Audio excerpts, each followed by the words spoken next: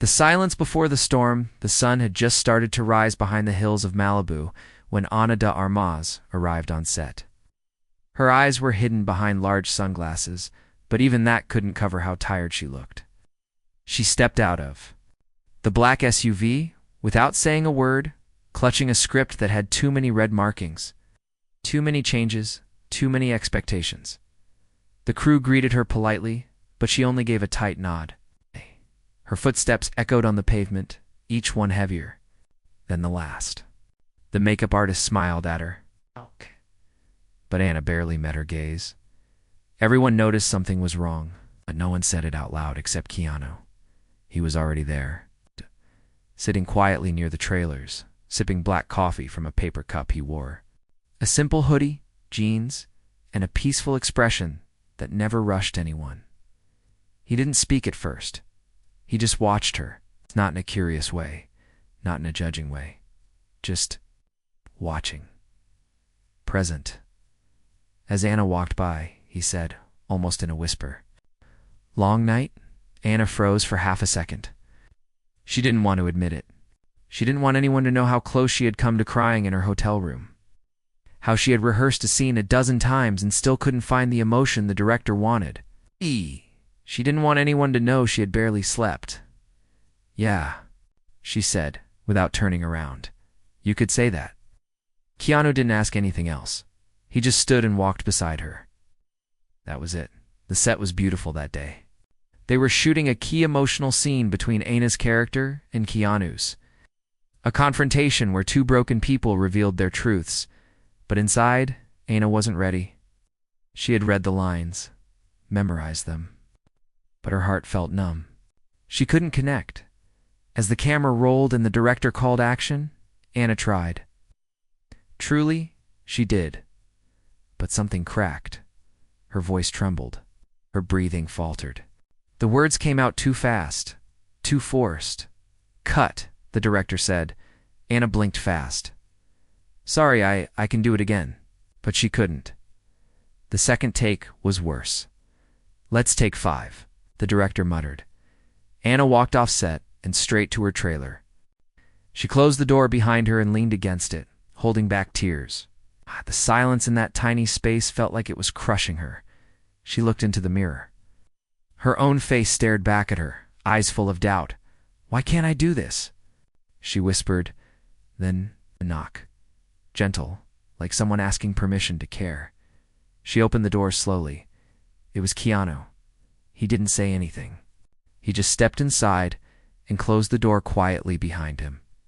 He sat down on the floor, legs crossed, looking up at her. "You don't have to talk," he said. Ana looked down at him, confused. Just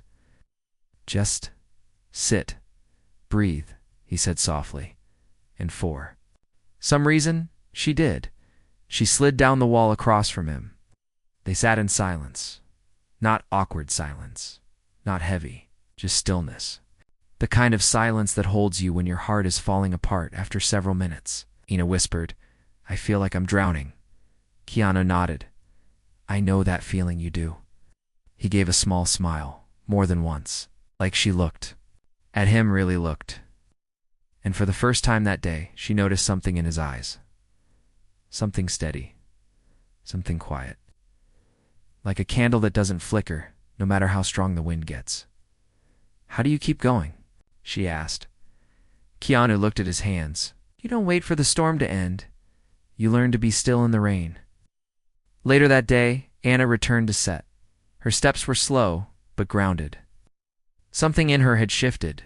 When the director called, "Action," she delivered her lines again. This time, they weren't perfect. They were better. They were real. She wasn't acting. She was feeling. She let herself be vulnerable, raw, open. And Keanu was there, across from her, eyes steady, voice calm, anchoring her in the moment. When the scene ended, there was silence. Not because it was bad, but because no one wanted to. "Break the spell, then," the director whispered. "That was beautiful." Ana didn't smile. She just exhaled, long and deep, like she had been holding her breath for years. After the wrap, as the crew started to pack up, Ana sat on the steps. of her trailer. Keanu joined her, handing her a cup of water. "You okay?" he asked. She nodded. Better. Keanu didn't ask for credit. He didn't try to explain what he had done. Just sat beside her, both of them watching the sunset. Sometimes the strongest thing you can give someone isn't advice. It's presence. Anna never forgot that day, and she would carry that quiet strength with her into something far more difficult than neither of them saw coming. The whisper no one heard the next morning. Anna arrived early, not on time, not just a few minutes before her call. Early, her eyes were clearer, her shoulders a little lighter. But there was something else beneath the surface. It's something fragile. She walked into makeup with a soft good morning, and for the first time in days, she smiled, but only a little. Keanu was already there, sipping his usual black coffee, sitting in that same spot near the trailers. He looked up, gave her a small nod, and returned to his thoughts. That was how they greeted each other now. Not with big words, not with forced cheer, just presence. The crew had set up a difficult scene for the day, not physically difficulty. It was a confrontation between Anna's character and her on-screen father, a moment of betrayal, anger, pain, years of silence breaking in a single sentence. But something strange was happening behind the scenes. The actor playing her father, Paul, wasn't himself. He kept forgetting lines, fumbling cues. His hands trembled slightly as he held the script. The director grew impatient. "Can we please get one clean run?" he snapped. Paul apologized again, but his eyes weren't on the script. They were far away, like his mind was somewhere else. Entirely. Anna noticed, so did Keanu, but no one else asked why after the fourth failed take. The director stormed off for a break. The crew whispered. Someone muttered, "He's gonna be replaced if this keeps up." Paul sat on a crate near the props table, looking down at the floor like he wanted to fall through it. Anna walked over to him, slowly, carefully. "Paul," she said softly. "You okay?" He looked up, startled. I'm fine." But his voice cracked. Anna didn't believe him. It's not for a second. She sat beside him, waited. After a long pause, he said, "My daughter hasn't spoken to me in 3 years." Anna stayed silent. "I don't even know where she lives now," Paul continued, his voice breaking. "I got this role thinking maybe playing a father trying to reconnect would mean something, but it just hurts." Anna's heart sank. Not because she pitied him, because she understood, because there were moments in her own life where she had felt that exact kind of distance, without a script. "Without cameras, real. I'm sorry," she said, voice barely above a whisper.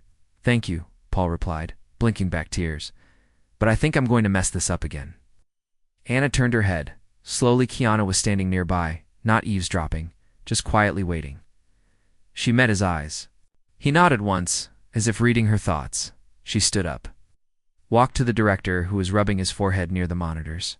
"Can we do something a little different for this next take?" Anna asked. "Different how?" he asked sharply. "Just trust me," the director sighed, but agreed. "Fine. But one more take, Anna. That's it." She returned to the set and stood across from Paul. He looked nervous, distant. The cameras rolled. But instead of starting the scripted line, Anna walked closer to him. Then she said something completely off script, something only Paul would understand. "I still remember when you used to braid my hair before school," she said, her voice trembling. "You always hummed that old song under your breath." Paul blinked, confused, but then something changed in his face. He saw her, not as an actress, not as a character, but as his daughter, even if only for a moment. His shoulders dropped. His breathing calmed. When he finally spoke his next line, it didn't sound like acting. It sounded like truth. The scene ended in silence. The director didn't yell cut. He didn't need to. Everyone felt it. Anna turned away quickly, tears threatening to fall. Keanu was already there, handing her a tissue, his eyes full of quiet pride. "That was brave," he said softly. She wiped her eyes. He just needed someone to believe in him. Keanu gave a gentle smile. "So did you." Later that evening, as the crew packed up, Paul approached Anna quietly. "Thank you," he said, "for giving me that moment. Felt that alive in years." Anna hugged him, tightly. No words. Keanu watched from a distance. He didn't step in, didn't try to take part. But that night, as the sun disappeared behind the Malibu hills again, Anna sat beside him, outside the trailers. "I think I understand now," she said. "Understand what?" Keanu asked. "Why your presence feels like home." He didn't reply, but his silence said everything. What none of them knew was that the next morning would not start with sunrise and coffee. It would start with a phone call that would shake both their lives. The call that broke the morning. The sky outside was still dark when Anna's phone buzzed violently on her nightstand. She was already awake. Right, she hadn't slept. A strange unease had settled in her chest hours ago, and now the vibration felt like thunder against her bones. She reached for the phone with shaking hands. One word flashed on the screen. Manna, single quotes. Her mother never called this early. Never. And something in the air told Anna this wasn't about small talk or morning greetings. She pressed answer. "Hola, mommy," she whispered. But her mother's voice didn't come through right away, only quiet sobs. Then finally Anna, "It's your uncle," collapsed. Anna froze. What? What happened? They think it was his heart. He's in the hospital. They don't know if... Her mother's voice broke. Anna stood up, almost tripping over her suitcase. She felt the world spin. Her uncle had raised her when her father left. He taught her how to ride a bike, how to whistle. He was the one who encouraged her to follow her dreams, even when everyone else said she was being foolish. And now, he might be no. She couldn't finish the thought. 30 minutes later, Keanu was standing outside her trailer, holding a fresh cup of coffee. He was about to knock when the door opened so fast it startled him. Anna stood there, her eyes wide with panic, hands trembling as she shoved clothes into her backpack. "I need to go," she said breathlessly. "My uncle he's in the hospital." Keanu didn't say anything at first. He just nodded. "Where is he?" he asked gently. "Cuba," she whispered. "Have you booked a flight?" "No, I don't even know if they'll let me. Haven't traveled home in months. My passport, Her voice cracked. Keanu took a step inside, gently setting the coffee on the counter. "Breathe," he said quietly. Anna looked at him, tears forming fast. "I can't, not now. I can't think." "That's okay," he replied. "I'll think for you." Within the next hour, Keanu had called the production team, arranged for a temporary halt in filming, contacted Anna's manager, and started looking for emergency flights. But there were problems. Lots of them. Visa issues. COVID clearance delays. Embassy formalities. Anna sat in the corner of her trailer, staring blankly at her phone. "What if I don't make it in time?" she whispered. What if he... Keanu knelt in front of her. "Look at me," he said gently. She didn't move, so he placed his hand lightly over hers. "You're not alone in this." Anna blinked. "But I feel alone," she admitted. Keanu nodded slowly. "Then let me stay with you until you don't." That afternoon, the director visited Anna's trailer. He wasn't happy. They were behind schedule. Money was on the line. Pressure was building from the studio, but Keanu stood beside Anna like a silent wall. "If you force her to stay," Keanu said softly, "you'll regret it more than you know." The director looked at Keanu, really looked, then he sighed. "Okay. 48 hours. That's all I can give. After that, we need you both back." Keanu nodded. "Thank you." The next morning, they flew out together. Not as actors, not as co-stars, as something deeper on the plane. Anna leaned against the window, hands in her lap, eyes lost in clouds. "Why? Are you doing all this?" she asked softly. Keanu didn't look at her. He just said, "Because someone once did it for me." "What do you mean?" He turned slowly. "When my sister got sick, I was filming. I missed the signs. I was too distracted. Too busy." Anna's heart tightened. "But my friend, he made sure I got to her, even if it cost him everything." Keanu stared at the seat in front of him. "I made a promise that day," he continued. "If someone ever needed me like that, I wouldn't hesitate." Anna's eyes filled with tears again. You're too kind, she whispered. Keanu shook his head. I'm just paying it forward. When they landed, a car was waiting for them. Thanks to Keanu's quiet phone call to someone at the embassy, they arrived at the hospital just before nightfall. Anna walked in slowly, Keanu beside her. Mother saw her and rushed forward. He's awake, she whispered, tears on her cheeks. But it's bad, Anna. Anna stepped into the hospital room. Her uncle was lying there, tubes in his arms, his skin pale. But when he saw her, his eyes lit up, just barely. Mi Estrella, he whispered. You came. Ino knelt beside the bed, tears flowing freely now. I'm here, Tio. I'm here. She held his hand like she was trying to keep his soul from slipping away. Keanu stood outside the room, hands in his pockets, watching from a respectful distance, and even in the dim lights of that hallway, he looked like a lighthouse in a storm. Doctor entered quietly, pulled Anna aside. He doesn't have long, the doctor said gently, but he asked if you could do something. Anything, Anna said. He wants to hear you act. Something from your heart. He said he misses your voice. And his breath caught. She returned to the room. Her uncle was barely conscious now, so she sat by his side and began to speak, not as a character, but as a girl who once sat on his shoulders. During street parades, as a niece who memorized his bedtime stories, as a woman who still needed his love, her voice broke. But she kept going, and for a moment, her uncle smiled. Just before his hand went still, Anna didn't cry right away. Keanu stepped into the room. Slowly, he knelt beside her and put his hand on her shoulder. You gave him peace. He said softly. Anna leaned into his chest and broke. Her sobs were not loud, but they were deep, like years of silence had finally cracked open. They buried her uncle 2 days later. Anna didn't speak at the ceremony, but she held Keanu's hand the entire time. After the final prayer, she whispered, I'm scared to go back. Why? He asked. Because I left a piece of myself here. Keanu squeezed her hand gently. Then maybe it's time we stopped acting like we're fine.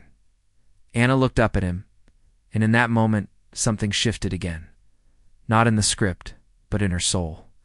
The noise they couldn't ignore. They were barely off the plane when Anna's phone began vibrating nan-stop messages. Missed calls, alerts. She turned it over on her lap.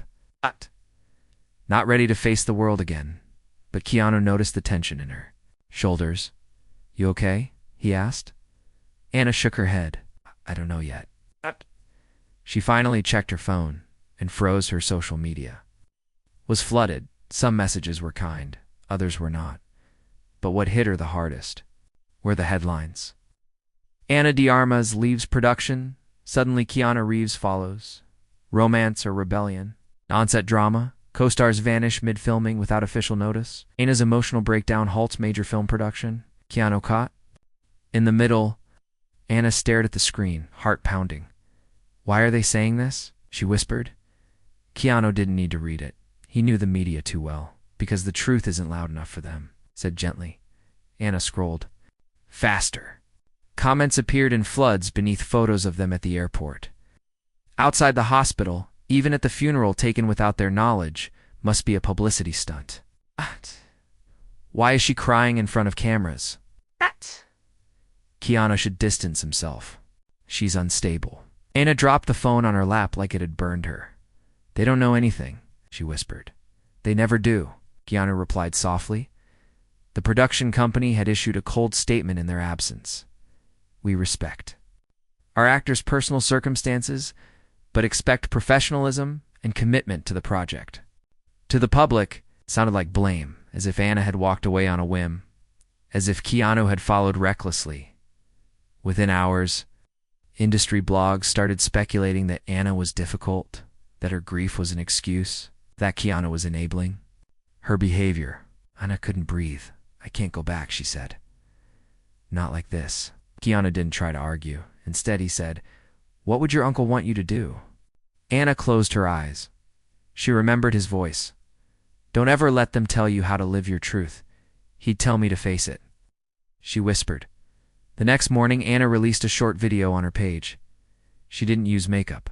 She didn't sit in a studio. She sat in front of her window, natural light falling on her face, and she spoke. My uncle passed away this week. The man who raised me, who gave me my courage, is gone. I left the set to be with him, because sometimes real life is bigger than any role. Her voice cracked. Keanu Reeves didn't follow me out of obligation. He didn't break rules or chase headlines. He was just a friend, kind friend, who stood beside me when I was falling apart. She paused, eyes glassy.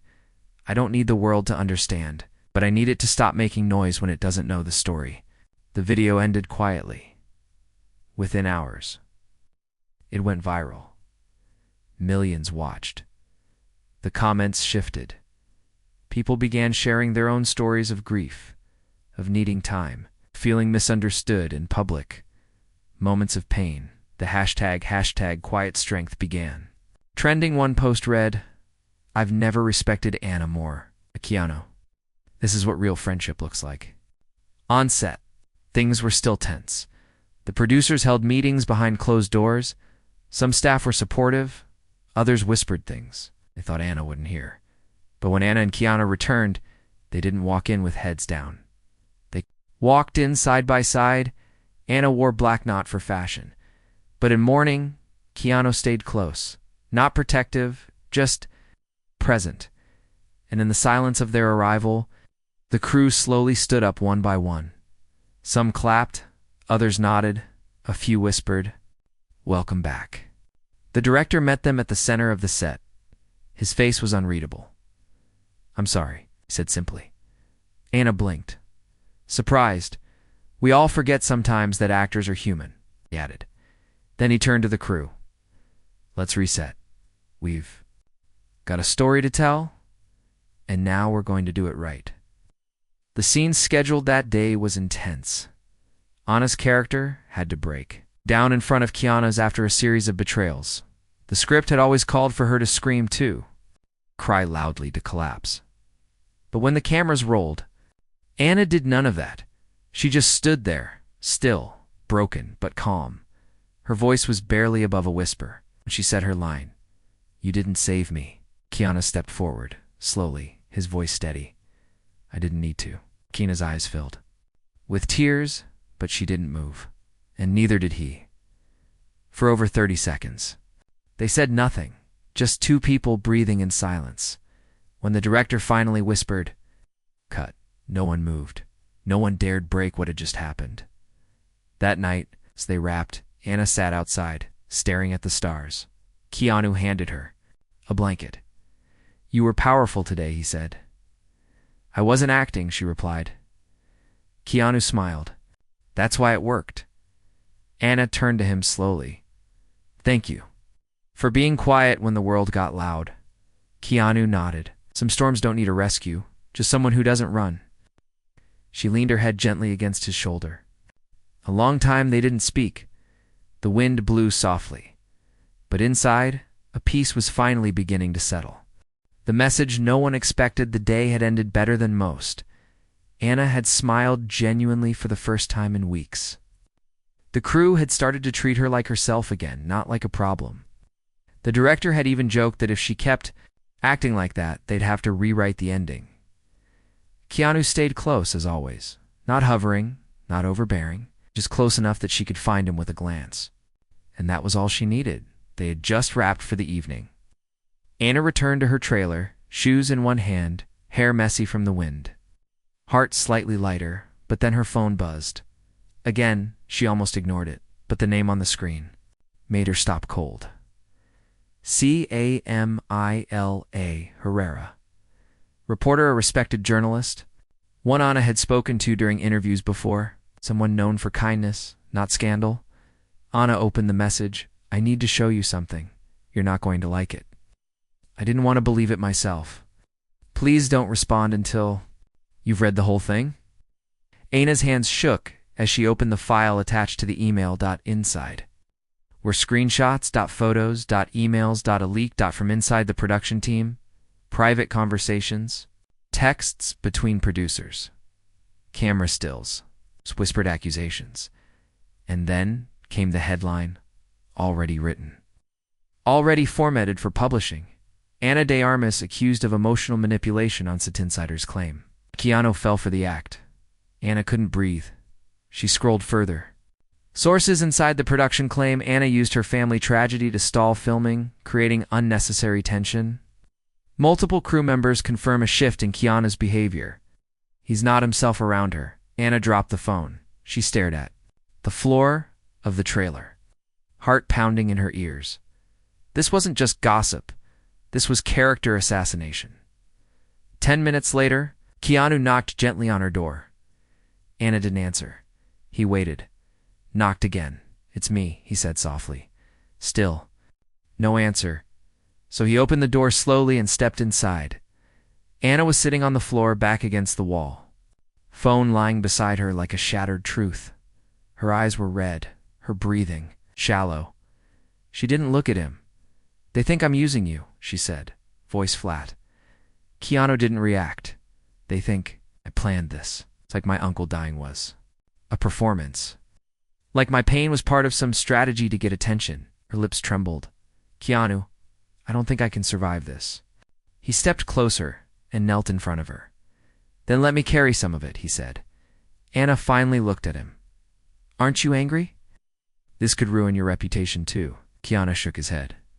"You don't ruin someone by standing beside them." They sat there in silence for a long time. Keanu didn't ask her to speak. He didn't offer advice. He just stayed, like he always did. Until finally, Ana whispered, "What do we do?" Keanu took a deep breath. "We tell the truth. The whole truth. On our terms." The next morning, they met with their publicist. It wasn't easy. The studio was panicking. Lawyers were scrambling. Producers were distancing themselves. But Keanu and Ana remained calm. They asked for one thing: a live, edited interview. Just the two of them. No scripts, Ana said. No questions in advance.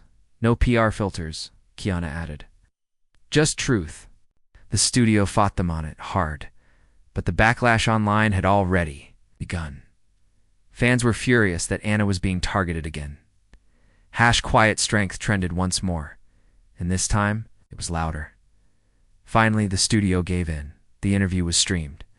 Live 3 days later, no lights, no red carpet, just a simple studio at Ana. Sat beside Keanu, the reporter Camila Herrera looked between them and said softly, "Whenever you're ready." Keanu took a deep breath and began. "I didn't want to do this," she said. "Not because I'm afraid, but because I'm tired." She paused, tired of having to defend pain. Tired of being told how to grieve, how to behave, how to be perfect while falling apart. Keanu watched her with quiet support. "When my uncle died," Ana continued, "I broke. But the only thing that held me together was someone who didn't try to fix me, someone who just stayed." She turned to Keanu. "You didn't judge me. You didn't try to change me. You just let me fall. And you were there when I got back up." Keanu smiled softly. Then it was his turn. "People love headlines," he said. "But headlines don't hug you when you're crying in a hospital. Headlines don't hold your hand at a funeral." She didn't manipulate anything. She survived something. If standing beside her makes me a fool, then I'm proud to be one. The silence after they spoke was powerful. Camil didn't interrupt. She let the words sink in, and the world listened. Really listened in the hours that followed. The backlash reversed. The article that was meant to tear them down never got published because Camila deleted it. She released her own statement instead. Sometimes journalists are handed stories, sometimes they're handed lies. Today I chose the truth. Later that night, as Ana and Keanu walked out of the studio, she stopped under the glow of a street lamp. "You never asked for this," she said. Keanu looked at her. "Neither did you, so why stay?" We thought for a moment, then replied, "Because strength isn't loud, it's loyal." Ana blinked, tears forming again. But this time, they were quiet, peaceful, grateful, the choice that could break her again. The days that followed were calmer. The interview had worked. Not because it silenced the world, but because it reminded Ana she didn't need to prove anything to it anymore. The director welcomed her back to the set like nothing had happened. The crew treated her with quiet kindness. And Keanu. He was still there, always nearby, always patient. He never once asked for thanks. They filmed late into the night. The emotional scenes hit harder now because they came from real places. Not imagined pain, but lived pain. And the audience would feel it when they watched. Anna smiled more, breathed easier, slept deeper, but life has a way of testing you just when you think you've passed the final question. It happened on a Sunday. The studio was closed. The ocean breeze was gentle outside Anna's trailer. She had just brewed tea. When someone knocked, not gently like Keanu, this knock was sharp. Nervous, Anna opened the door and froze. Standing there was Miguel, her ex, not just an ex-boyfriend. The ex, the one who left when she was at her lowest years ago. The one who said she was too emotional, too much, too complicated. The one who broke her heart so badly, she never fully let anyone back in, until Keanu and Aya didn't speak at first. Double quotes. "Hi." "What?" Miguel said awkwardly. "Can I come in?" She stepped aside slowly, heart pounding. "Why are you here?" she asked, keeping her voice steady. Miguel looked around. "I saw the interview. And I realized how much I messed up." Anna blinked. He continued, "I should have been the one beside you in that hospital. I should have been the one holding your hand." Not he paused, not some actor pretending to care. Anna stepped back. Her voice dropped. "Keanu didn't pretend. He was there when no one else was, including you." Miguel nodded, guilt flashing across his face. I know. But I'm here now. I want to make things right. We had something real, Anna. And maybe this is the universe giving us one more shot." Anna stared at him. He looked familiar, but also distant. Like a memory trying to crawl back into a place it no longer belonged. "You left when it got hard," she said quietly. "Keanu stayed when it got harder." "But you and Keanu aren't even together," Miguel said quickly. "It's not serious." "Not really, right?" Anna's chest tightened. "You don't get to define what's real?" "Out," she whispered. After Miguel left, Anna sat outside her trailer. Her tea had gone cold. Keanu walked over slowly, as if sensing the shift in her mood. "You okay?" Sitting beside her, Anna looked at him for a long time. Then she asked, "Do you believe people can change?" Keanu thought for a moment. "I believe people can try, but real change takes time." And silence. And reflection. Most people don't wait that long. Anna nodded slowly. "He wants to come back," she said. Keanu didn't flinch. "And what do you want?" She stared at the sky for a long time, then whispered, "I want to stop needing to be rescued." Keanu turned toward her gently. "Anna, you were never the one who needed saving. You were the one holding the pieces together while everything fell apart. But I leaned on you," she said. "So much. Too much." "That's what people do when they care about each other," he replied. "We lean, and then we stand again." Anna took a deep breath. "I don't know if I'm strong enough to say no to my past." Keanu nodded, double quotes, "Then say yes to your future." The final week of filming came fast. The last scene was one of the hardest. Anna's character had to choose. Walk away from a love that had hurt her, or trust someone who had stood silently beside her, without asking for anything in return. It mirrored real life too closely, but when the camera rolled, Anna didn't hesitate. She walked straight to Keanu's character in the scene, looked him in the eyes and said, "I choose the one who stayed." The crew applauded when the director yelled cut. Just like that, it was done. The film was over, but something else was just beginning. Outside, under the soft light of the setting sun, Anna turned to Keanu. "I have something too." "Say," she said nervously. "Okay," he replied. "I'm not ready to fall in love," she said. "Not yet. Still have healing to do.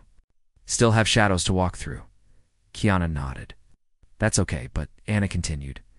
"If I ever get there, I hope it's with someone who knows how to stay quiet when the world is too loud." Keanu smiled. "I'll still be here," he said softly, "even if it's just as the quiet." She smiled, tears in her eyes. "You already are." Weeks later, the film premiered. It was a success. But more than that, it was honest, raw. People said they had never seen a performance like Anna's before. They didn't know it wasn't a performance, it was healing. It was truth. Keanu and Anna didn't confirm anything to the press. No romance rumors, no. Labels, just quiet walks after screenings, long conversations under moonlight, and a bond no camera could capture, because some love stories don't need to be loud. Some stories are made of silence and strength and kindness and the decision to stay, even when it's hard.